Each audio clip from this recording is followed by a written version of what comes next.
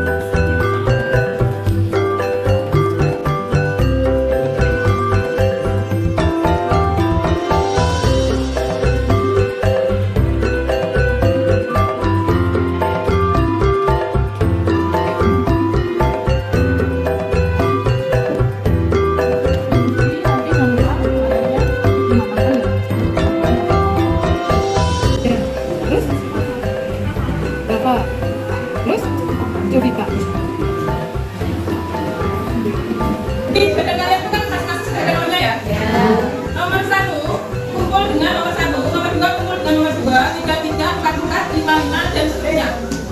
Yuk, kita.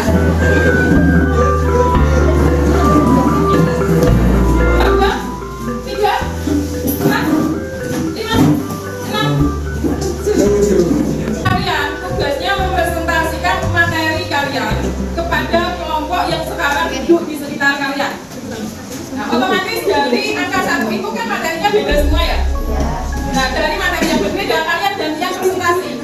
Ketika nomor 1 presentasi, kemudian nomor 1 dari kelompok setelahnya itu menyimak dan mencatatnya, bukan resume-nya. Paham? Paham? Mengenai masa transisi Orde Baru. Pada masa transisi ada 3 sumber yang akan dibahas. Yang pertama ada Trikula, super semangat. Yang ketiga ada dualisme kepemimpinan. Saya akan mempresentasikan kehidupan politik pada masa Orde Baru. 1. Penataan stabilitas politik pembubaran PKI dan fungsi masanya. B. Penyederhanaan partai politik. Dalam partai ada 3, yakni 1. Partai Persatuan Pembangunan, 2. Partai Demokrasi Indonesia atau PDI, 3. Golongan karya. Sebelumnya di sini aku akan menyampaikan perkembangan ekonomi pada masa Orde Baru. Yang pertama yaitu mengenai trilogi pembangunan. Trilogi pembangunan ini mencakup pertumbuhan ekonomi yang tinggi, pemerataan pembangunan dan selanjutnya dan juga stabilitas nasional. Kemudian untuk jangka pendeknya, yang pertama stabilitas, menyusun APBN seimbang, mampu dan konsekuen dalam tatanan kehidupan bermasyarakat, berbangsa, dan bernegara. Yang ke-6, kerusuhan di kota-kota besar, bukan hanya di Jakarta, tapi di berbagai kota besar lainnya seperti di Semarang, Medan, Solo, Surabaya. Pun menjadi aksi demo serupa yang menyebabkan dan juga di Jakarta pada 1998. Sudah selesai? Sudah. 2, 3, 4, 5. Semuanya sudah selesai. Jadi masing-masing sudah mendapatkan pengetahuan dari kelompok yang lain. Oke, itu paham? Untuk kinerja kelompoknya yang homogen, yang tadi muncul di awal itu kan kelompok homogen ya. Dan yang sekarang itu kan kelompok heterogen. Nah, dari kelompok homogen semuanya bisa bekerja dengan cepat, dengan lancar. Sedangkan ketika kalian dipindah ke kelompok heterogen, ada yang bisa langsung klop, ada yang perlu penyesuaian yang agak lama. Nanti biasakan yang menyesuaikan diri terlalu lama itu di pertemuan-pertemuan selanjutnya kalian lebih bisa cepat menyesuaikan diri ya. Itu nanti kaitannya dengan kemampuan kalian berhidup sosial di masyarakat. Kemampuan kalian menyesuaikan diri dengan kondisi masyarakat. Nah, sampai sini saya harap kalian semua sudah paham, materi selesai dan kalian cek langsung untuk mengerjakan post-test.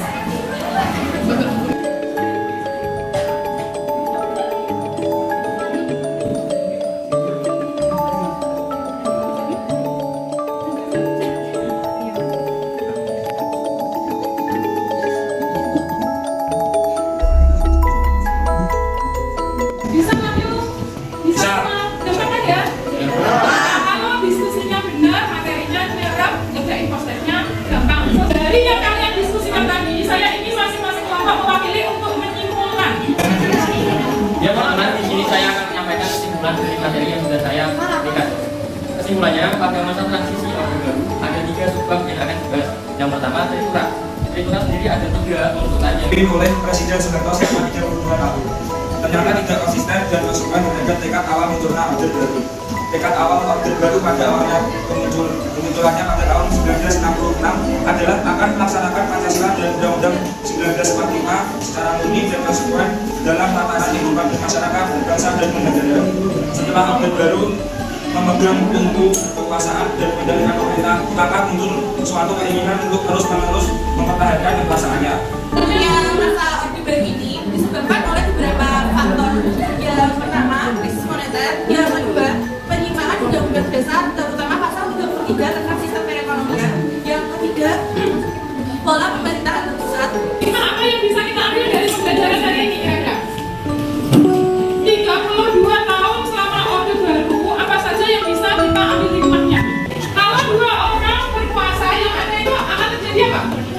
Kepecahan, akan terjadi bentrokan kepentingan. Nah, program-programnya Presiden Soeharto itu cukup banyak ya. Bahkan dia disebut sebagai Bapak Pembangunan.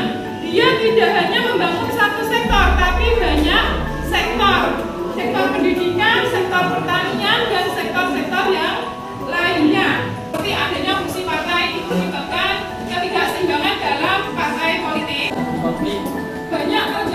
Pelanggaran hak asasi manusia. Di dalam pemerintahan itu pemerintahannya siapa saja ya? Pasti ada plus dan minusnya. Jadi di sini kita harus pandai-pandai dalam mengambil keputusan dan juga pelajaran yang baik. Untuk minggu depan PR-nya bisa difoto ya. Pada minggu depan kita akan membahas mengenai Indonesia pada masa reformasi. Reformasi itu masih berlangsung nggak ya saat ini? Masih. Pelajaran kali ini silakan kalian tulis refleksinya di kertas yang ada di depan kalian. Kira-kira proses pembelajaran kali ini itu menurut kalian seperti apa? Dan utarakan keinginan kalian minggu depan kita akan belajar seperti apa?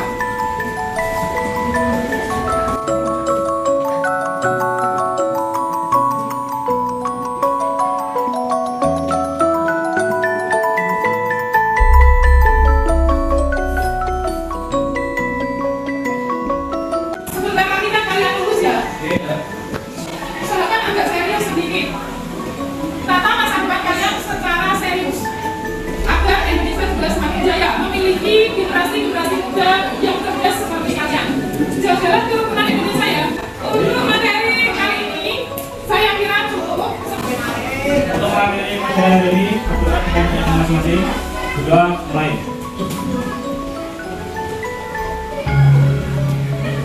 Berdoa selesai. Terima kasih untuk pembelajaran kali ini. Assalamualaikum warahmatullahi wabarakatuh. Waalaikumsalam warahmatullahi wabarakatuh.